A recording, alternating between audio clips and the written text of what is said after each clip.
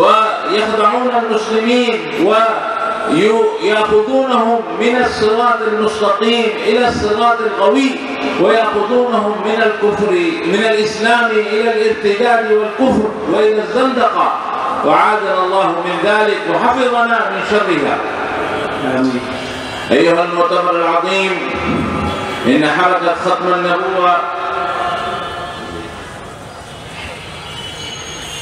মেহমান হামদসানা খুতবা পাঠ করার পরে কোরআনে কারীমের খতমে নবুয়তের সেই প্রসিদ্ধ আয়াতটি তেলাওয়াত করেছেন।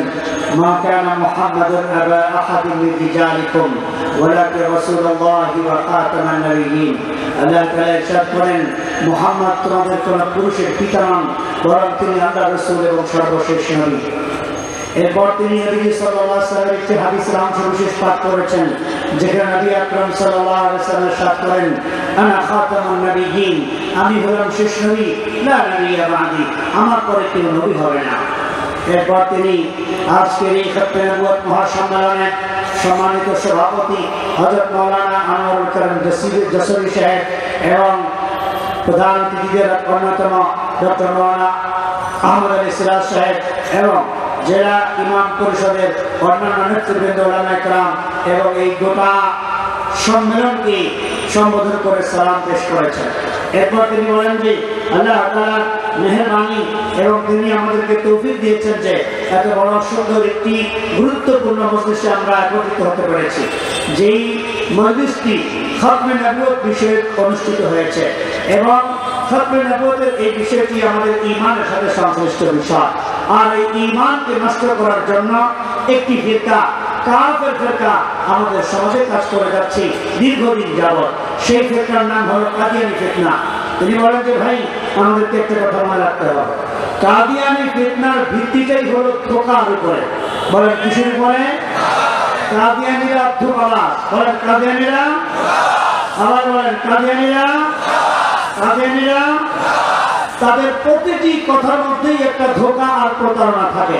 মেহমান বলেন কাদিয়ানী ফিরকা সম্পূর্ণটাই প্রতিষ্ঠিত হয়েছে ধোঁকাবাজির উপর। তো ধোঁকাবাজি ছাড়া আর কি? নবী সাল্লাল্লাহু আলাইহি ওয়াসাল্লামের পরে নবুয়ত দাবি যদি করতে হয়, ধোঁকাবাজি ছাড়া আর কোন পদ্ধতি আছে বলেন? এই জন্য তাদের ধোঁকার ব্যাপারে আমাদের সম্পূর্ণ সচেতন থাকতে হবে, সতর্ক থাকতে হবে। أيها المؤتمر العظيم، يجب علينا لدفع هذه الفتنة تجب علينا بعض المسؤوليات، منها أن نقاطع ماركاتهم التجارية، جميع ما ينتجونه هم ويبيعون للمسلمين ويصرفون من مكاسبها إلى دعوتهم وإلى تبليغهم للمسلمين لإخواننا المسلمين، ويخرجونهم من الإسلام إلى الارتداد، أعاذنا الله من ذلك. فيجب علينا أن نتجنب من شراء منتوجاتهم المعروفة كقرآن وغيرها وأخواتها، وأن نهتم ونعرف ما هي منتوجاتهم ونقاطعها. وبقي العلماء والمؤتمر العظيم، وخاصة أشكر هنا وفاق الأئمة جيسور المسمى بإمام برشد. السلام عليكم ورحمة الله وبركاته.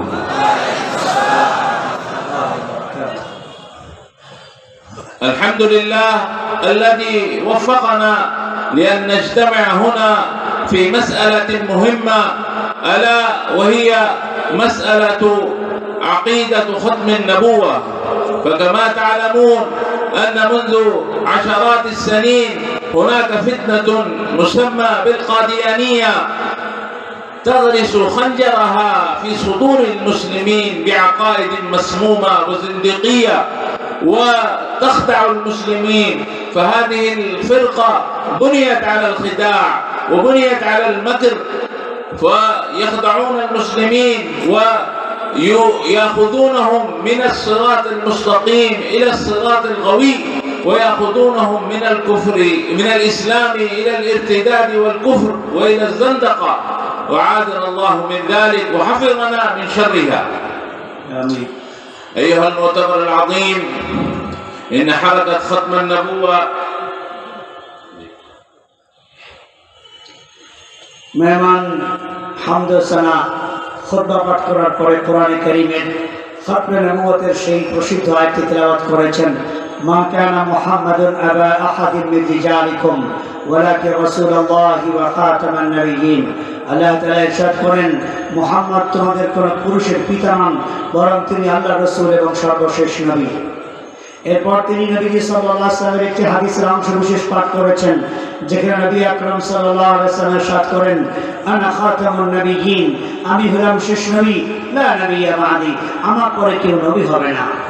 এরপর তিনি আজকের এই খতমে নবুয়ত মহাসম্মেলনে সম্মানিত সভাপতি হযরত মাওলানা আনোয়ারুল কারীম যশোরী সাহেব এবং প্রধান অতিথিদের অন্যতম ডক্টর মাওলানা আহমদ আলী সিরাজ সাহেব এবং জেলা ইমাম পরিষদের অন্যান্য নেতৃবৃন্দ ওলামায়ে কেরাম এবং এই গোটা সম্মেলনকে সম্বোধন করে সালাম পেশ করেছেন।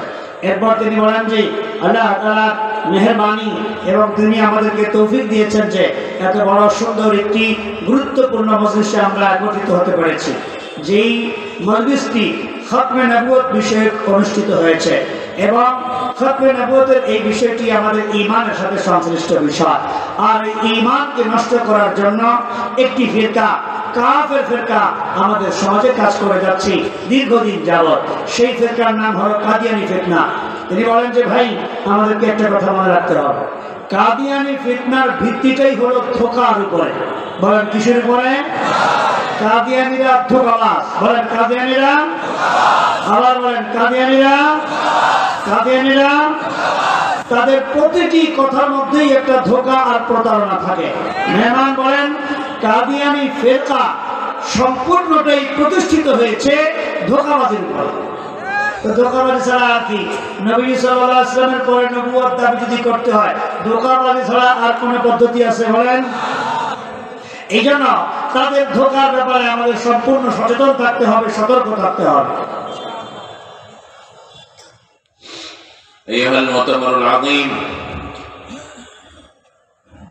يجب علينا لردع هذه الفتنة تجب علينا بعض المسؤوليات، منها أن نقاطع ماركاتهم التجارية، جميع ما ينتجونه هم ويبيعون للمسلمين ويصرفون من مكاسبها إلى دعوتهم وإلى تبليغهم للمسلمين، لإخواننا المسلمين، ويخرجونهم من الإسلام إلى الارتداد، أعاذنا الله من ذلك.